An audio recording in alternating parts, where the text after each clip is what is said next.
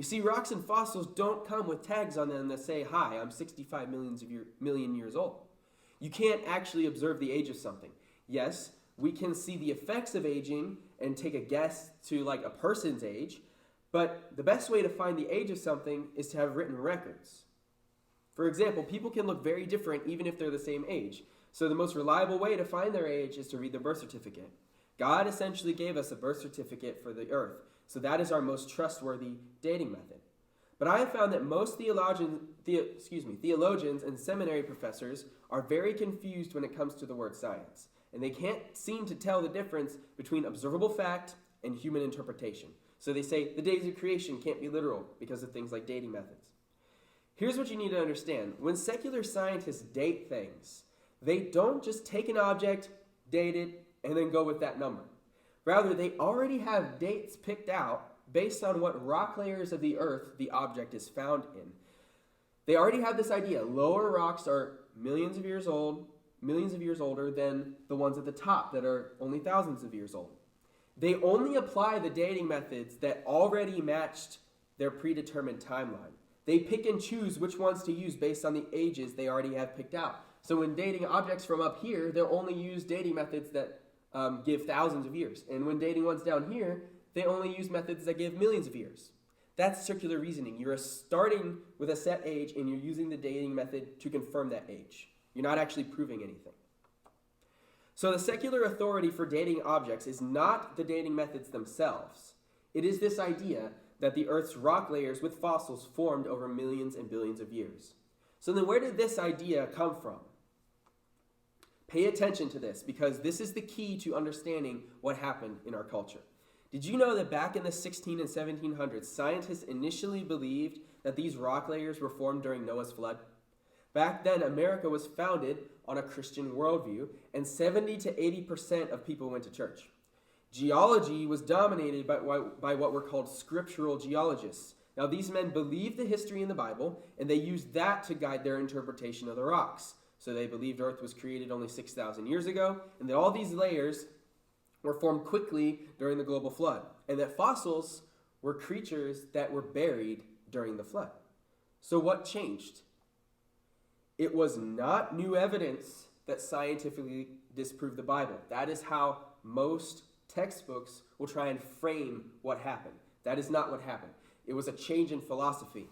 A man in England named James Hutton developed a new way of thinking about the rocks. He said the past history of our globe must be explained by what can be seen to be happening now.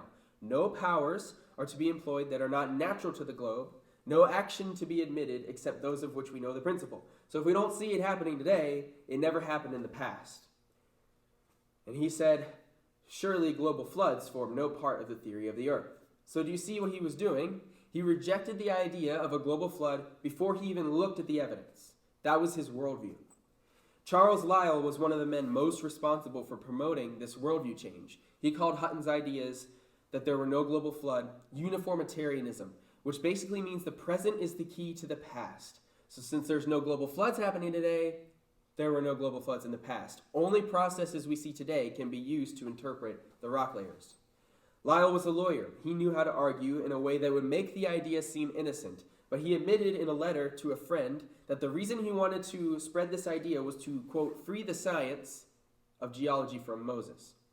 He also said this, "I have always been strongly impressed with the weight of an observation of an excellent writer and skillful geologist who said that for the sake of revelation as well as of science, of truth in every form, the physical part of geological inquiry ought to be conducted as if the scriptures were not in existence." Now that's not a neutral position that comes just from observing evidence. And ever since Lyell, this has become the standard in every field of science, so that most scientists today do their work as if the Bible doesn't exist. You see, if the Bible is true, then we know God supernaturally created the earth and that he judged the earth with a global flood, which would change the earth rapidly and bury creatures quickly. A global flood is going to reshape the earth's surface very fast, eroding old material and depositing rock layers quickly. But with Hutton and Lyell, an exchange took place. They said you can only explain the features we see today by using the earth's current processes. Only gradual erosion and gradual dumping of sediment by rivers in the ocean and gradual buildup of layers. And if this process only happens at today's slow rate, then it would take millions of years for the rock layers and erosion features we see today, like the Grand Canyon, to form. This is so important to understand. The idea of millions of years comes from exchanging a biblical flood for the idea that only today's processes can be used to explain the past. You see, there are many Christians who believe in a global flood, but they also accept the idea that the earth is old because they haven't connected the dots. You can't have a global flood and an old earth at the same time because an old earth comes from exchanging a global flood for only processes seen today. And this is so important because the Apostle Peter warned that in the last days, people would exchange a global flood and appeal instead to present unchanging conditions. 2 Peter 3:3-7 says, "Knowing this first of all, scoffers will come in the last days with scoffing, following their own sinful desires. They will say, 'Where is the promise of his coming?' For ever since the fathers fell asleep, all things are continuing as they were from the beginning of creation. For they deliberately overlook this fact, that the heavens existed long ago, and the earth was formed out of water and through water by the word of God, and that by means of these, the world that then existed was deluged with water and perished. But by the same word, the heavens and earth that now exist are stored up for fire, being kept until the day of judgment and destruction of the ungodly." So in the last days, people will say, Jesus isn't coming back because God doesn't intervene in the world. Things have always continued as they do today. But to say this, they have to deliberately ignore that God supernaturally created the world and that he intervened by flooding the world. And that's how we know he will return to judge the world. This idea Peter warns us about is the exact same idea that Hutton and Lyle came up with. Uniformitarianism, that all things have continued as they do today since the beginning, and God doesn't judge the world.